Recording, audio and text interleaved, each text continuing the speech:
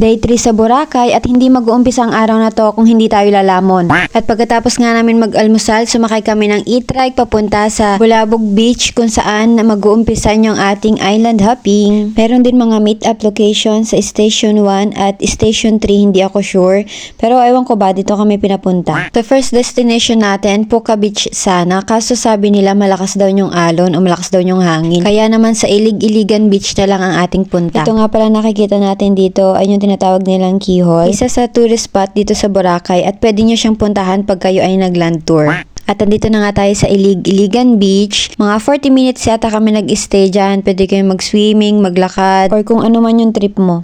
Huwag nyo nga pala kakalimutan magdala ng water shoes kung meron kayo, sunscreens at towel. Pagkatapos nga natin nag-stay dyan sa Ilig-Iligan Beach, punta naman tayo sa location kung saan tayo magla-lunch buffet. Hindi ko na natandaan kung saan yung location na to. Basta yun na yun. Pagkatapos mo naman kumain, paglabas mo, mayroon dyan yung hot kawaban kung saan pwede kang magpa-picture. Pagkatapos naman ng lunch buffet, dadalhin nila kayo dito para mag-snorkeling. 150 pesos nga pala ang bayad dito. Kung ayaw mo naman mag-snorkeling or mag-swimming, hindi mo kailangan magbayad. Next destination natin ay Crystal Cove. Hindi nga pala ito kasama sa binayaran mo, so extra siya, 300 pesos. Pero kung ayaw mo namang pumasok, pwede ka naman dito lang sa beach, mag-swimming or maglakad-lakad. Pwede naman. Dito nga pala sa part ng Cove 1, pwede nyo makita yung Boracay Island, yung Romblon at Sibuyan Island. Sabi ni Kuya malalim daw yung tubig dito at hindi maalat. Siguro tinikman nyo. Chor! Pwede nga pala kayong mag-stay dito sa island na to from 8 a.m. to 5 p.m. Kaya naman kung gusto nyo tumambay dito with friends, mag-private boat na lang kayo kasi yung ganitong tour, may limit lang ang oras niya.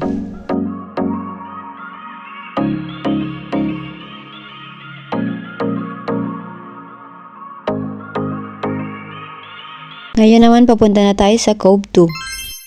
Dito naman, pwede nyo makita ang 360 degrees view of Boracay. Bukod dyan, pwede nyo rin masilayan ang Katiklan, Romblon, Turtle Island, and Sibuyan Island. Abay, di sana all. Recommended talaga ang mga water shoes, lalo na pag pumapasok kayo sa mga ganitong cove kasi may mga bato at minsan madulas. Swerte mo nga pala pag pumunta ka dito ng low tide kasi pwede kang pumasok dun sa tunnel. Pero kung makakapasok ka dun, i-ready nyo na yung inyong flashlight sa cellphone nyo kasi madilim talaga sa loob. Kailangan nyo talagang yumuko lalo na sa mga matatangkad dyan at mag-iingat talaga.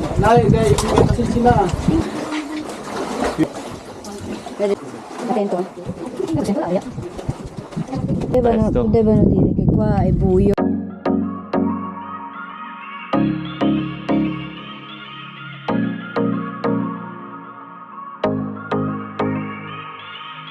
Pag-akyat nyo sa taas, may mga kubo naman doon kung saan pwede kayo mag-relax habang inaantay nyo yung mga kasamahan nyo. May mga mabibilan ka nga pala dito mga snacks at saka inumin, pero yung mga hot meal wala. Ayan, ito nga pala yung mga destinations natin dito sa island hopping dito sa Boracay. Worth it ba siya? Para sa akin, kung first time mo mag-island hopping, okay lang siya, i-try mo for the go. Pero kung ikaw naman ay nakapag-island hopping na sa ibang lugar katulad ng Palawan, dito wag ka masyadong mag-expect para hindi ka masaktan. Ay, charish!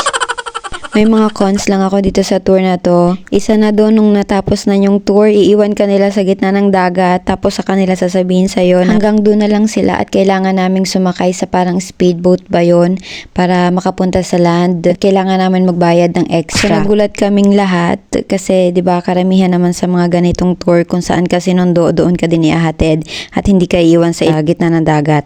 Tapos ang tipping nila, naku, no comment na lang kasi talaga naman.